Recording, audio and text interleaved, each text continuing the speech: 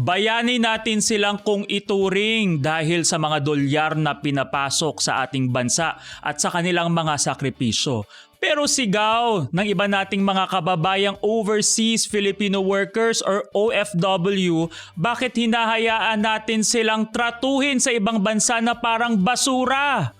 At syempre, andyan ang ating mga illegal recruiters at mga ahensya na sila pang mismong mga kapwa Pilipino natin na tumutulak sa ating mga kababayan sa kapahamakan abroad. Magandang araw Pilipinas! Ito po si Attorney Chris Sorongon at ito po ang inyong gabay sa katarungan. Ito po ang Dapat Legal. May problema bang hindi mapagkasunduan? Issue sa lupa, sustento, utang o manahan. Away kalsada, mga scammer at kaliwaan. Narito na kami ang inyong gabay sa katarungan. Sa anumang sigalot, batas ang iiral. Tama ang baluktot, dapat legal. Dapat legal. Sa anumang sigalot, batas ang iiral. Tama ang baluktot, dapat legal. Dapat legal.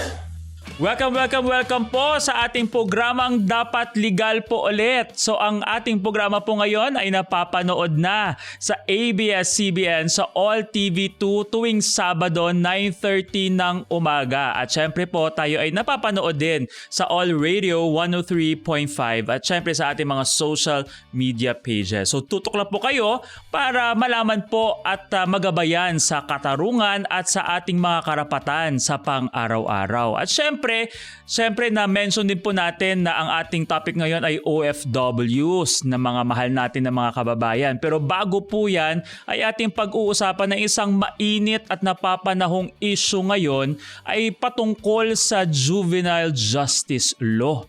Aba, syempre alam nating lahat yung nangyaring shooting incident tulad sa Tacloban kung saan may mga namatay at ang mga akusado o yung mga suspect doon ay mga minor de edad. So ang tanong po dyan, syempre na isa talaga sa mga pinakamainit na pinag-uusapan at debate ng ating mga kababayan ay dapat bang makulong na ang mga minor de edad dahil sa nagawang mga kahindik-hindik na mga gawain ito kung saan ito ay napunta sa kamatayan ng iba ding mga biktima. So tandaan po natin na ang juvenile justice law po, no, mayroon pong itong mga edad na kailangan i-consider. Okay, sabihin natin below 15 years old. So ibig sabihin 14, 13, 12 years old and pababa.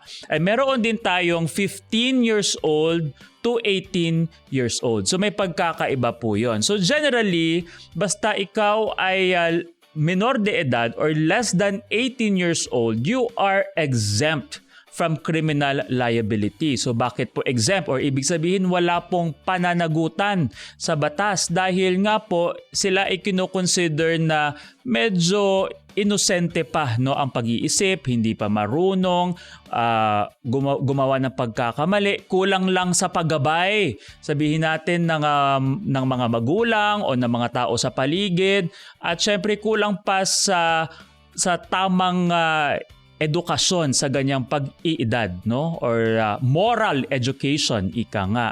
Pero tandaan din po natin na hindi po sa lahat ng pagkakataon po dahil sabihin natin 15 years old up to 18 years old, may tinatawag tayong acted with discernment. So ano po mangyayari doon? Ibig sabihin kung may sapat na pag-unawa ang 15 years old to 18 years old sa kanyang ginawa, ayun, you will be criminally liable po. So paano po yan malalaman? Tanong ng ating mga kababayan. Siyempre, pag mayroon na pong process, no? Siyempre may due process naman po yan kung makita sa testimonya, makita sa mga ebidensya, sa mga supporting documents po na talagang may sapat na pag-unawa ang yung ginawa po ay talagang maaaring magiging criminally liable or may pananagutan na po sa batas. Okay? Pero sabihin natin wala, the intervention program. Kasi ano po yung pinaka-purpose nito? Para ma-reforma nga po yung minor de edad. Kasi nga po ay kailangan pa ng paggabay. May presumption no of innocence kahit nga tayong mga adults 'di ba? Kailangan na nirerespeto din yung presumption of innocence. So much more itong mga ating mga minor de edad. So paano naman po yung less than 15 years old? Ayon. So doon talaga nagkakatalo din sa debate yung ating mga kababayan, 'di ba? Kasi talagang intervention program talaga ito, no? There cannot be a criminal liability sa mga edad na less than 15 years old. So syempre nagkakatalo-talo na din po minsan ng ating mga kababayan dahil attorney, paano po yun? Kung mas kahindik-hindik pa nga yung ginawa ng 14 years old, sabihin natin, compared to 15 years old, pero may discernment din. Ibig sabihin may sapat na pag-unawa, di mapaparusahan yung 15 years old. Pero yung 14 years old, ilang buwan lang naman yung pagkakalayo ng edad nila ay hindi mananagot. So doon po talaga yung discussion dyan. So kaya may mga nagsasabi, kami din po no, na doon pwedeng i-consider no, na ibaba to 12 years old. Kaya doon na pupunta yung discussion or yung mga suggestions na ibaba to 12 years old. Pero para din po sa akin, no, kung ibababa nga sa 12 years old, dapat may requirement din na sapat na pag-unawa. No, yung acted with discernment. Okay? At syempre po, more than that ay dapat po may pananagutan, may klarong pananagutan na din po talaga, no? Yung mga magulang or sino man yung guardian ng mga kabataan nito after of course the requirement of due process. So yan po ang ating topic patungkol sa mainit na usapin ng juvenile justice law. At ngayon, balik tayo sa ating topic ng mga overseas Filipino workers or mga OFWs. At may mga messages tayong natanggap sa ating mga kababayan patungkol nga sa mga concerns ng kanilang pamilya o sila din mismo na mga OFWs. Dito lamang sa Inbox Serye. At syempre, para sa ating unang tanong mula kay Michelle ng Bulacan, attorney, kinuha ng employer sa Kuwait ang passport ng kapatid ko. Legal ba? Ay nako, hindi po yan legal. So dapat klaro po yan.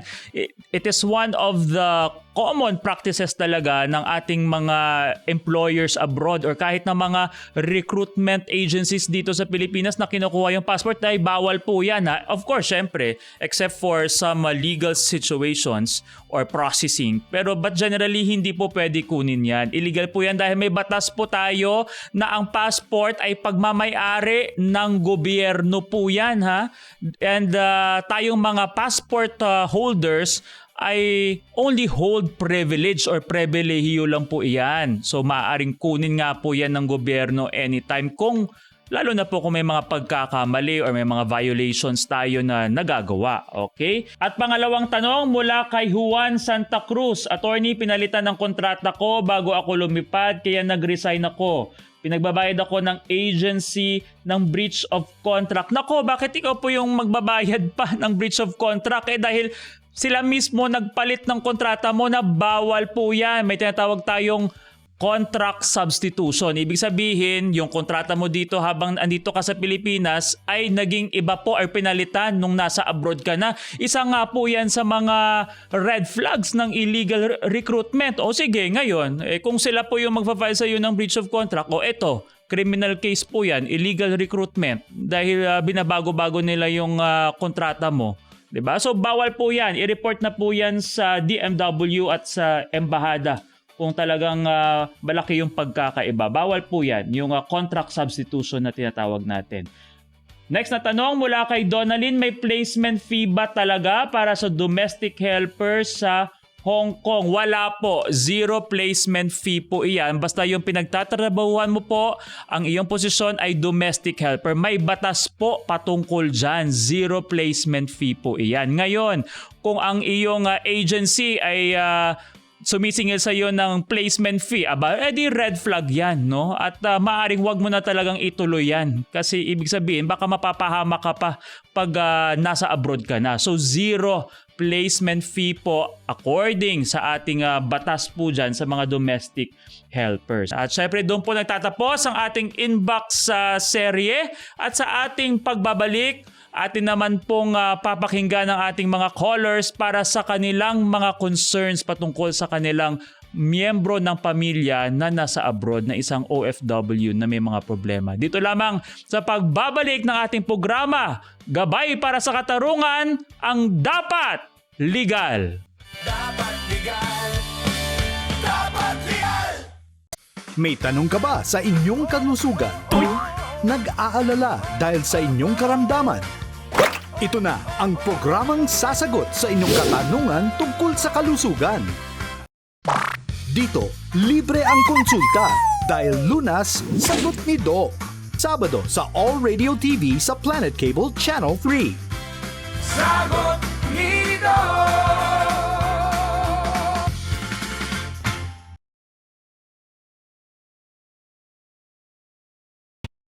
The Pinky has this piece of property binili namin. Saan lugar ho to? Sa ginintuang lupa. Hindi ho ba maraming pamilya doon? Saka kilalang mga kriminal yung mga taga doon.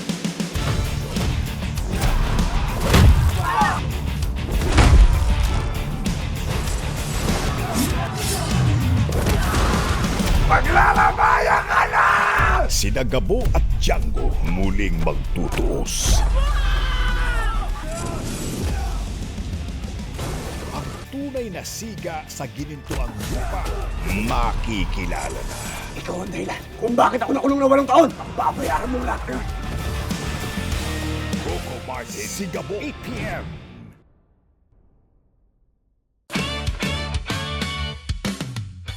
Nagbabalik po tayo dito sa ating programang Dapat Legal at syempre ngayon napapanood na din po ninyo kami sa ABS-CBN, sa All TV2 at syempre napapakinggan din sa All Radio 103.5. At ngayon, ready na po tayo sa ating first caller na may concern patungkol sa kanyang kapatid na tama ba ako? Missing. So alamin po natin sa ating first caller na si Christina. Hello po Ma'am Christina. Si Attorney Chris po ito ng Dapat Legal. Magandang araw po. Magandang araw din po, Attorney. Hello po ma'am. So maaari nyo bang ibahagi po sa amin, sa ating tagapagpakinig din po, kung ano po yung nangyari po sa iyong kapatid po?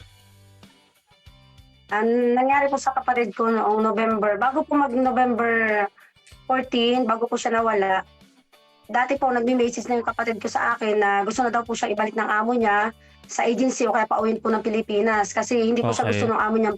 Gusto ko siya paltan. Noong November 10, nag-chat po yung kapatid ko sa aking ina na nagpapaalam na dadalhin daw po siya sa bundok ng Maka. 2 weeks bakasyon daw po sila sa ina ng babae. After 2 weeks po, balik po ulit sila sa Damam kasi sa Damam po siya nakabase. Okay. Balik sa Maka. Kailan ito nangyari po, ma'am? Nung November 10, nung magpaalam po siya sa aking ina na isasama siya ng amo niya papuntang bundok ng Maka. Okay. November 10, ano po itong? Anong taon po? Nung nakaraang taon po? Ano po? Ano sir, attorney, 2023 po. November 10, 2023 pa. So, saang bansa siya pumunta? Sa Saudi po. Saudi. Okay. So, Saudi noong November 10, 2023. Tapos, ano yung nangyari? Hindi. Bali po, na-deploy siya attorney doon na June 5, 2023 po. Okay. Okay. Nung nagpaalam po siya sa amin ay November 10, na kinabukasan daw po, November 11, isasama nga po siya ng amo ng kanyang mga amo papunta sa parent ng babae. Simula po nung sir, ng days, wala po kaming balita. November 14, bigla po ako naka-receive ng text messages. Galing po sa number niya ng mga 8 po yon. 8 ng gabi. Ano yung mga messages na natanggap nyo? Sabi niya po sa akin na natuloy na po daw sila sa pag-alis. Sa bundok nga daw po siya ng Maka nung time na yon. Tulungan ka mo ako, nandito ako sa bundok ng Maka. Sabi niya, bibitayin ako ngayon. Sabi pong ganun sa akin. Hindi po ako maniwala kasi napag-text pa po. Nag-text po ako sa kanya kasi hindi ko po matandaan yung kanya agency. Yung nag-usap po kami, nag-text po siya sa akin na Job Asia daw po agency niya. Sige po, so mga November 14 po, tama? November 14, 2023. Nag-message po siya sa'yo na humihingi ng tulong kasi ibibitayin daw. Tama ba? O sa bundok daw po siya ng Maka. Okay, doon sa bundok po. Bakit daw siya ibibitayin? Ano yung sabi sa'yo?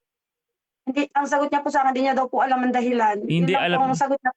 At sino daw po yung magbibitay sa kanya? Sino daw po? Hindi niya May na po sinabi ba? nabanggit. Wala na pong nabanggit. Basta ang alam ko lang po, nandun siya sa amo niya. Kasi bago po siya nangyari yon, Oh. nagsabi na sa amin na kasama niya ang amo niya, puntang bundok ng Maka. Tapos yung ano po, mas Oo. bundok daw nga po siya ng Maka nang humingi ng tulong. Ibig sabihin po, natuloy siya, nakasama ng amo niya. Nakatuloy, kasama yung amo niya. So sa pagkakaalam mo ay kasama yung amo niya doon sa Opo, may yung po kasi sa akin. sa may bundok. Tapos sabi niya ibibitayin pero hindi mo alam kung bakit walang sinabi. Okay. Oo, basta sabi na sa akin, hindi ko alam ang dahilan, bilisan mo. Okay, Ang tapos hinihingi nung ka ng- sinabi sa iyo na bilisan mo saan ka pumunta? Tumawag po agad ako sa hotline ng emergency hotline po ng OWA. Sinerge ko po kaagad. Okay, so noong 2023 yan. Tapos ano yung sabi Opo. ng OWA sa iyo? Nakarami akong tawag, attorney, hindi agad sumagot. Ay, nako. Nag-message po agad. Oo. Sobrang takot ko. Oo. Nag-message po, ma'am, sir, please, Oo. paki-answer po, emergency lang. So walang Yung walang tawag sagot ko yung ano. Wala po. Pagka yung nag-chat po ako sa kanila, nag-message po ako sa kanila na, sir, ma'am, please, pasagot naman po, emergency lang. Kailangan ko po talaga. Yun, po, tumawag puli ako, sinagot na nila. Yung Okay, nag-text po okay. ako So sinagot ka na. O, tapos ano sabi sa iyo nung sinagot na nila? hindi daw po totoo yun, sabi, kasi hindi naman daw ganun ang ugali ng mga taga-Saudi. Yun po Yan yung sa akin, sagot attorney. ng ano? Yan yung sagot mismo ng OWA sa iyo na Opo. hindi totoo yung sinasabi ng kapatid mo na ibibitayin nga siya tapos humihingi ng tulong? Yes po, hindi daw po totoo yun. Hindi daw ganun ang ugali ng mga taga-Saudi. Sabi po sa akin, hindi daw kayang manakit ng tao. Yun po talaga ang totoo. Pagkaroon po ng ilang, tinawag ko agad kinabukasan sa akin, ina, kasi may sakit sa puso ko Oo, yung aking ina. oo. Pinadahan-dahan ko pa po. Tapos Oo. sabi ng aking ina, sasama daw po siya punta sa OWA. Yun, nagsama po Okay. kami mga tubig nakalipas. Okay. Diretso po kami ng OWA po sa Maynila. Okay, so pumunta kayo personal na sa OWA. O ano naman yung sagot ng OWA nung panahon na yon? Ano daw po lang, ano lang nila ang agency, inform, pero na-inform na daw nila nung tumawag ako noon. Kakausapin lang daw po nila ang agency para daw po kumilos ang agency. Pero wala po talaga naging aksyon hanggang ngayon po. Wala po talaga. So pagkatapos po nun, nalaman nyo ba kung talagang kinontak yung agency o hindi? May mga ano po kasing dumadating sa akin na galing sa kanila na parang endorsement. Endorsement. So merong endorsement. Puro endorsement lang, attorney. Ilang endorsement na yan? Yung na... Hindi na po mabilang kasi linggo-linggo po tumatawag ako. Malimit pa ako pumunta sa DMW, parang 3 times a month po. Pag pumupunta ako doon, bukod pa po ang tawag ko sa follow-up sa case ng aking kapatid ko. Nakapunta din kayo sa recruitment agency niya? At na-report nyo? Opo. O ano din sabi ng recruiter? Anong sabi ng recruiter niya? Yun po, sabi sa akin kasi ang kapatid ko po ay nagpalipat ng amo yon, nagpalit po siya ng amo. Oh. Hindi daw po nila alam transfer ang kapatid ko at hindi daw din po nila alam yung nangyari sa aking kapatid. Ay, Sabi po nila sa hindi po yan pwede na hindi nila alam. Nire-report mo na nga eh. O tapos ano yung action nila? Sabihin natin, noong mga November, December, January na mga kasunod na buwan na yon, anong sinabi sa'yo? Anong ginawa nila? Sabi sa akin, attorney, ano daw, paimbestigahan daw po yung amo. Kung saan din nila yung kapatid, pa-report daw nila sa police sa Saudi authority po para mabigyan daw sila ng na mahulog yung ng kapatid ko at baka daw po may CCTV. Ay sabi ko, humihingi pa ako sa kanilang katunayan kung ginawa nila. Sabi ginawa naman daw nila. Pero wala naman po may pakita kung ginawa talaga po nila. Wala eh. Oo. Sige. So, basta ganyan talaga, no, yung missing situation or missing OFW, logistics operational talaga na mga gawain yan, no, na dapat coordination yun nga, with DMW. At syempre po, no, dapat yung recruitment agency, kasi may pananagutan din po iyan, kasi dapat minomonitor din kung ano yung mga kalagayan nga po dyan, kasi may tinatawag tayong repatriation nga din.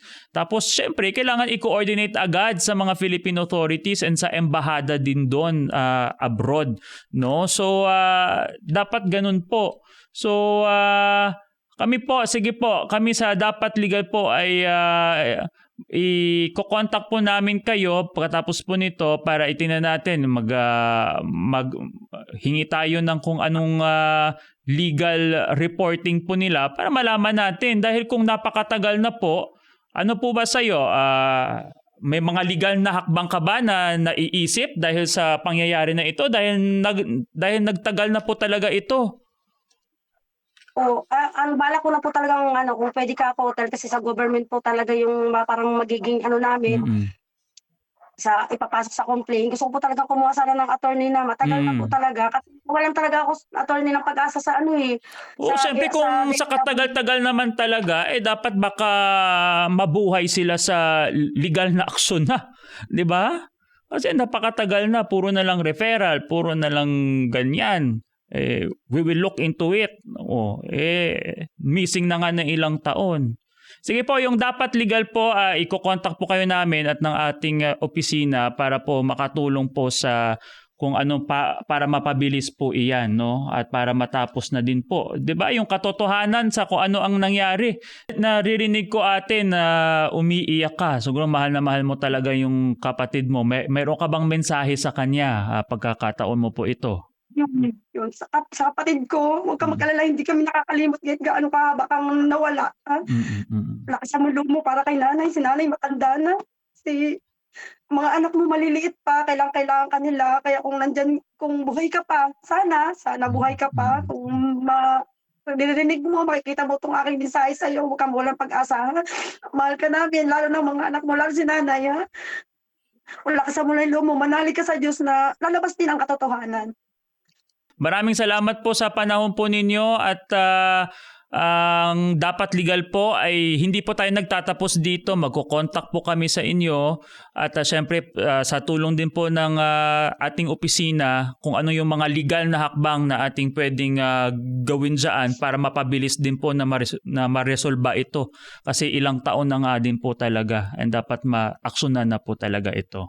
Okay po, maraming salamat po sa inyong panahon at magpakatatag lang po kayo at ang buong Dapat Legal team po ay magkikipag-ugnayan po sa inyo para matapos pong itong problema pong ito. Salamat po, attorney. Maraming salamat po, Ma'am Christina. Maraming salamat po. At syempre po, no, sa mga taga DMW po, kami po ay nananawagan din po sa inyo na kapag may mga urgent nga po ang ating mga kababayan, nagre-report na nga nabibitayin ng ating kababayan, ay dapat mayroong sistema or proseso agad na mai-report yan at magawa ng paraan na makontak doon ang Philippine authorities doon sa abroad. No? Hindi po na parang i-dismiss lang po agad ang mga report. At syempre yung recruitment agencies din. No? You are principally liable for the safety and protection of our kababayan na mga OFWs. Whatever it is the safety and protection of our mga kababayan na mga overseas Filipino workers ang dapat nating atupagin above anything else. Okay? So sa ating pong pagbabalik, meron din po tayong isang caller pa na kung saan ang kanyang miyembro ng pamilya din ay mayroong problema din ngayon abroad. Sa ating pong pagbabalik, dito lamang sa Dapat Legal. Dapat legal. Dapat legal. Bubuhos ang mga damdamin gabi-gabi sa ating primetime bida. Ituloy ang pagpapatrol. Anumang hamon, anumang panahon. Sama-sama pa rin tayo gabi-gabi. Raragasa ang aksyon. Malubha ang pasyente. Kailangan niyang maoperahan agad.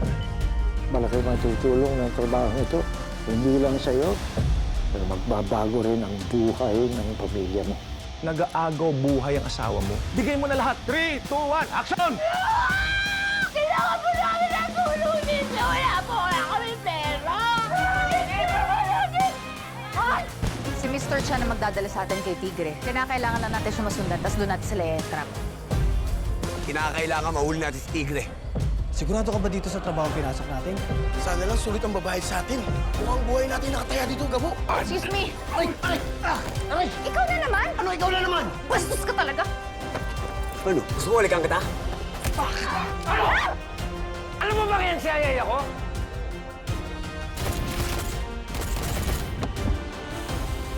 Habulin sila!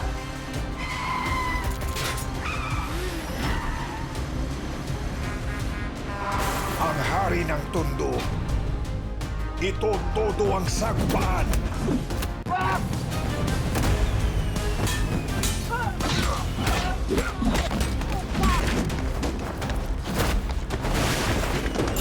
Ikaw yung pamatay sa magulang ko, di ba? May gustong magpabagsak ng gobyerno? Destabilisasyon. Si General ang eksperto dyan. Pwede ka lang.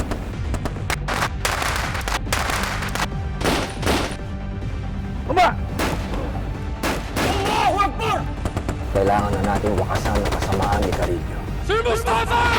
Sino man nasa likod ng krimen, you will be found. Justice will be served. Nakakaasa ka, Madam President. Kailangan mapabagsak na natin yan si General Carillo. Mahanap natin si Reyes. Mahanap natin siya. Walang mangyaring masama nun. Kasi masamang tamo yan. Lumabas ka dyan. Magpakita ka sa akin! Hindi kaya mawawala ng isa pang anak. Pahanapin mo si Marcos. Gusto ko kasi sanang ipa-DNA test. Baka si Alan, si Gabriel. Karapatan niyang malaman ang totoo. Sigurado ako maiintindihan niyo kung bakit mo yung nagawa. Naamos kami! Ang mastermind ng lahat ng kaguluhang nangyayari ngayon. Bubugso ang tensyon. Nakausap ko yung kontak ko sa ospital. Narinig niya nang nagising na si Claudia. Ibalik mo sa akin kung ano yung kinuha mo. Hindi ko alam kung nasa ng USB. Vincent? Claudia, nasan ka? Dito ako sa rest house sa San Felipe. Hello, Arthur. Nakita mo ba yung phone ko? Naiwan ko yata dyan. Claudia! Claudia? Papasukin niyo ako. Alam ko na dyan si Claudia. Raja, si Rico, si Unit. Naglabas kami ng 10 million pesos for Stella's arrest. Kasama ko pa si Stella. Kinala ko, balak niyang sumuko. Morales! Taas mo kamay!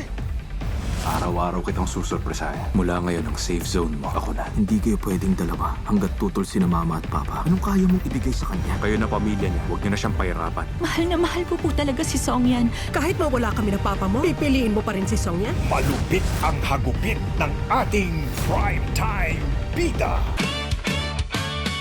Nagbabalik po tayo dito sa ating programang Dapat Legal. Dito lamang sa ABS-CBN sa All TV2. At syempre, kayo ay maaari ding makinig sa amin dito sa All Radio 103.5. At ready na po sa ating linya ang ating pangalawang caller na si Tatay Johnny. No? So, tama ba ako na mayroon siyang anak na baka na-aresto sa abroad? So alamin po natin kay Tatay Johnny. Magandang araw po, Tatay Johnny. Si Atty. Chris po ito ng Dapat Legal.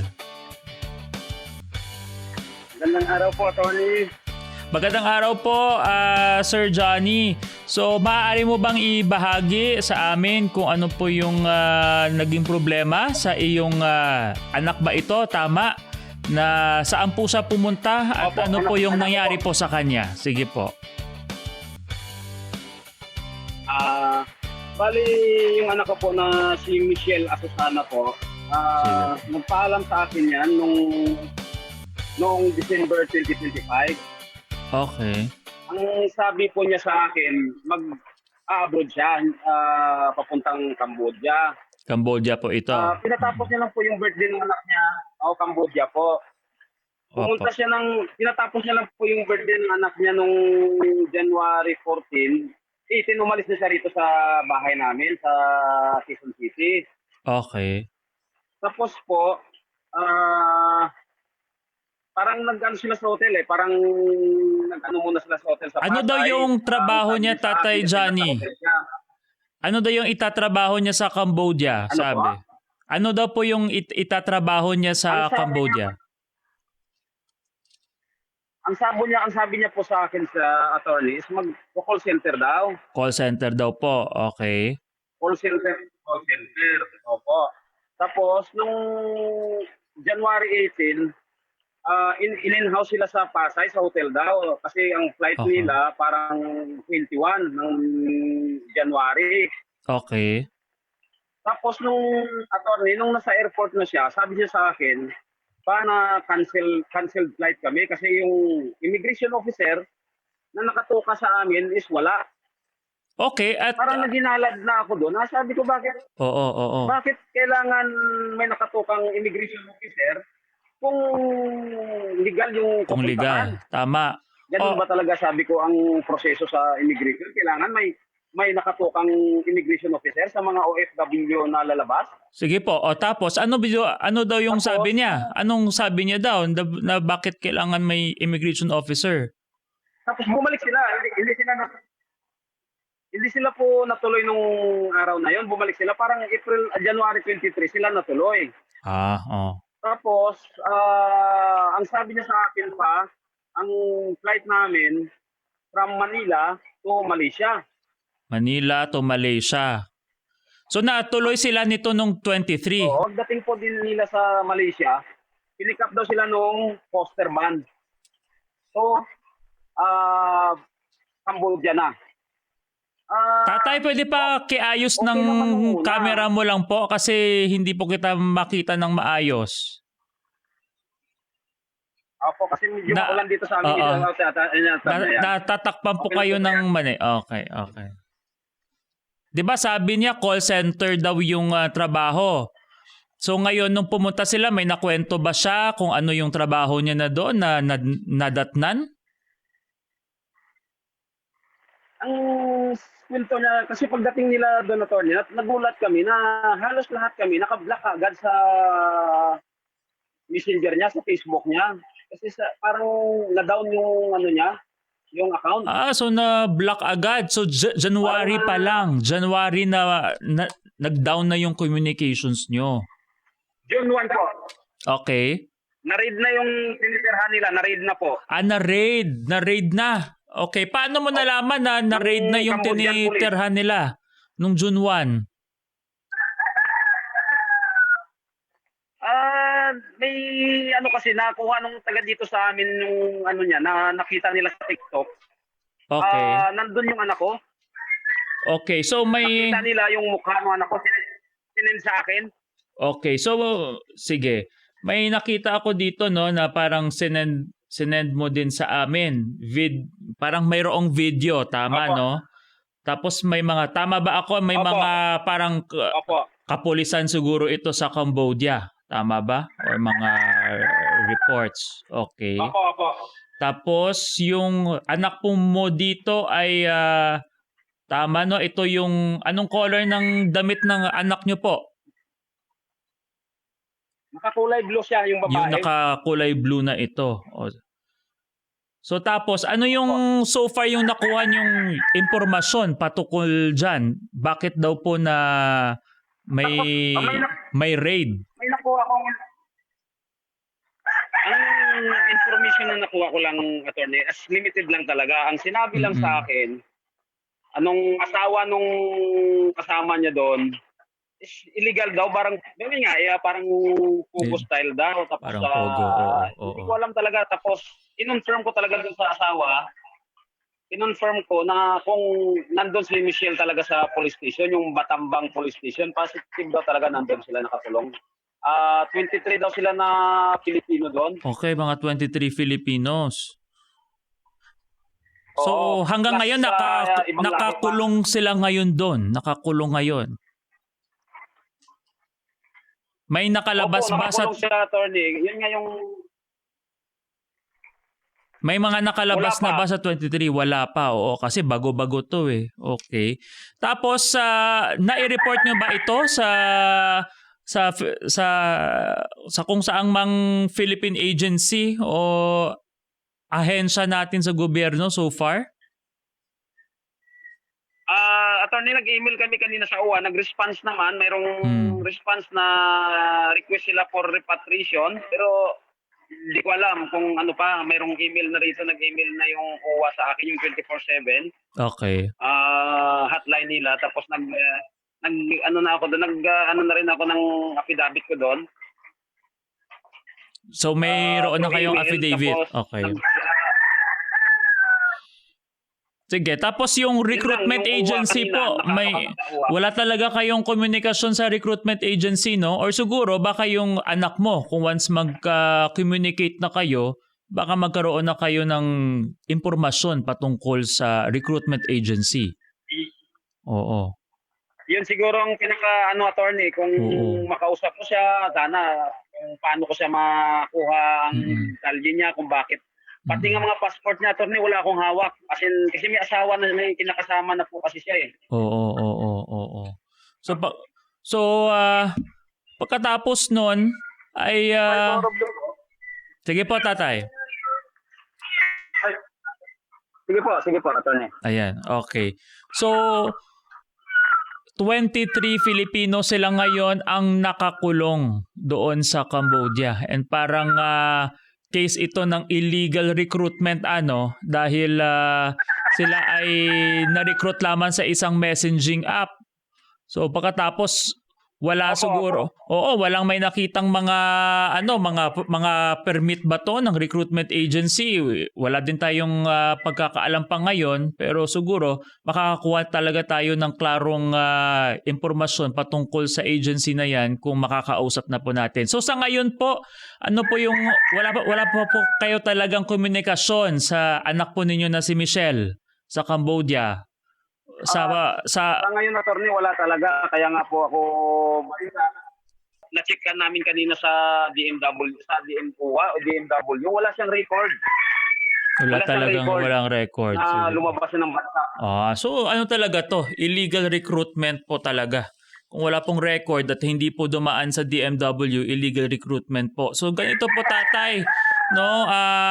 In due time, magtutulong po ang programang Dapat Legal po na makuha po lahat ng impormasyon po ng recruiter po iyan para mabigyan po talaga ng aksyon at masampulan po yan. Kasi napaka delikado para sa safety at protection ng ating mga kababayang OFWs nga yan. Sabi nyo nga po, 'di ba? Naghahangad lamang na para maging maganda ang buhay abroad.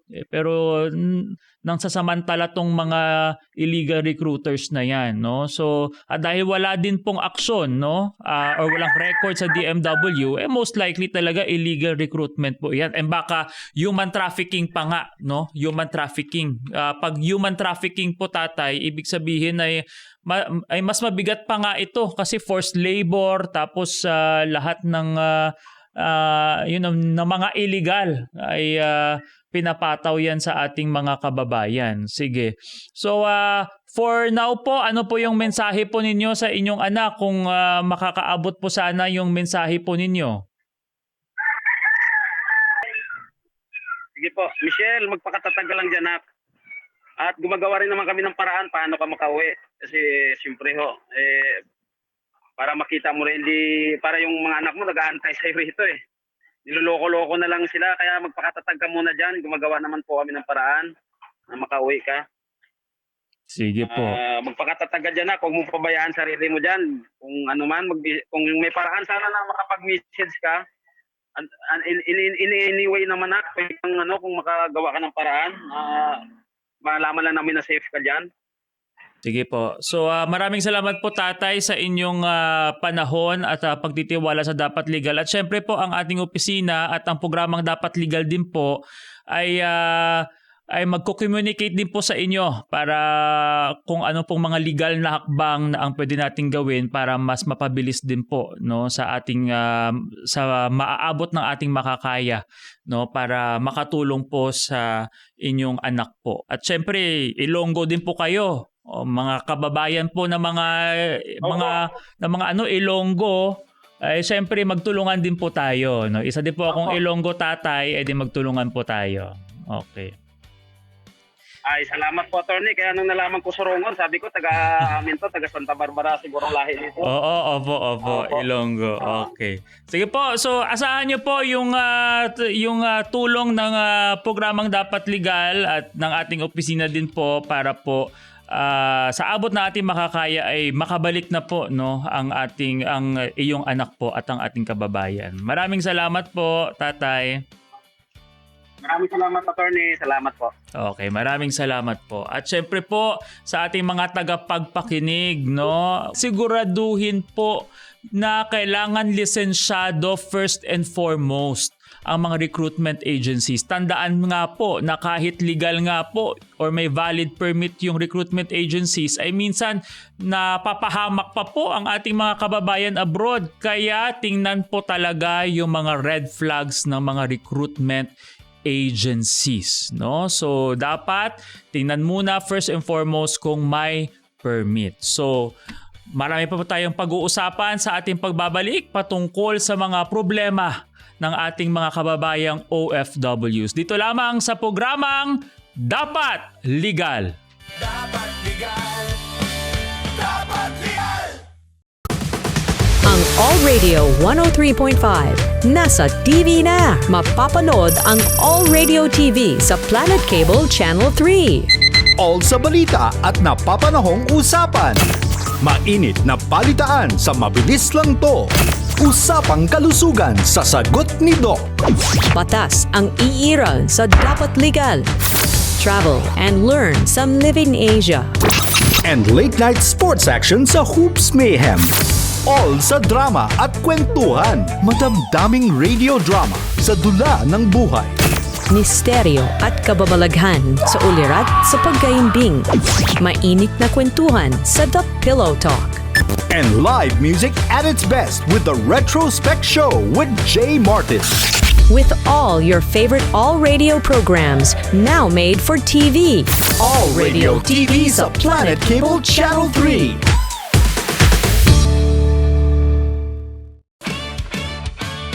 At nagbabalik po tayo dito sa ating programang Dapat Legal sa ABS-CBN, sa All TV2 at syempre sa All Radio 103.5. At ngayon, punta po tayo sa pangalawang parte ng ating Inbox serye. Mula kay Mario ng Qatar. Dapat legal, expired na ang kontrata ko pero pinipilit pa rin akong magtrabaho ng amo ko at ayaw ibalik ang passport ko. Nako, this is a very classic example ng human trafficking na po yan. Pag ganyan na po yung mga pinagagawa, forced labor na po yun. Pagtapos na po yung kontrata at gusto na pong umuwi at dapat yung passport nyo po ay nasa sa inyo po yan. Hawak nyo po yan. Dahil kung hindi po, ayan yung mga red flags nga ulit. No? Sabihin natin ito ay pasok din talaga sa tinatawag natin human trafficking. So hindi po yan biro at dapat seryosohin po yung mga ganyang bagay. So kailangan i-report po agad sa inyong embahada at para ma-rescue din po kayo, no? At for repatriation, no? Lalong-lalo na po na sa ibang bansa po kayo. At diyan po nagtatapos ang ating Inbox serye. So naway ang ating mga kababayan na mga overseas Filipino workers ay nabigyan natin ng kahit kaunting gabay patungkol sa mga karapatan at mga pagkakamali na dapat ay ispat po natin, mga red flags nga, ika nga, para hindi po tayo maloko at ma-scam abroad. So tandaan po ninyo ito sa ating mga kababayan. Kung kayo ay mayroong mga problema abroad, step 1 po, huwag pong kalimutan na ipunin ang ebidensya. Okay? Dahil ito po ang magiging basihan po ng aksyon din ng embahada, ng DMW at ng iyong pamilya na maaaring i-report din mismo ang mga kaganapan doon abroad. Pangalawa po ay napaka-importante din na mag-report agad sa Department of Migrant Workers or DMW. Kalampagin po yung legal department at lahat ng mga departamento sa DMW na nagproproseso po, sabihin natin, ng mga ganitong reporting para mabigyan agad ng aksyon. Pangatlo po, kalampagin din po yung OWA, no, para sa repatriation na kailangan makabalik po dito agad, no, sa pinaka mabilis na panahon ang ating mga kababayang Pilipino. At syempre po yung ating Department of Foreign Affairs or DFA, no, mag-report din para sa mga sabihin natin ito, mga legal concerns such as mga human trafficking, illegal recruitment, ay nakakatulong din po sila, no?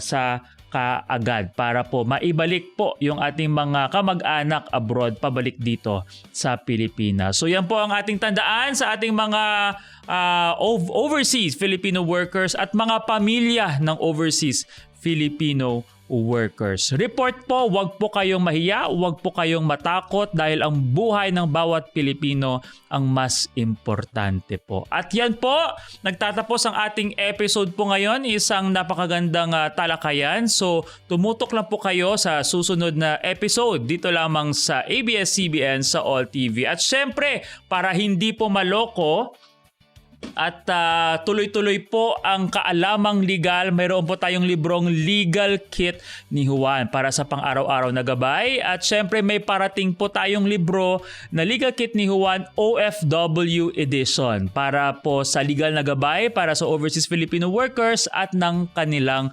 pamilya. At syempre po kung kailangan pa po ng mas malalim na legal advice, ready po ang ating opisina na Sorongon Law Office. So ulitin lang po natin, ang ating po programa ay napapanood na po sa ABS-CBN sa All TV 2 tuwing Sabado 9:30 ng umaga. So ito po ang inyong lingkod, si Attorney Chris Sorongon na nagsasabi na sa bawat sigalot, batas ang iiral. Itama ang baluktot.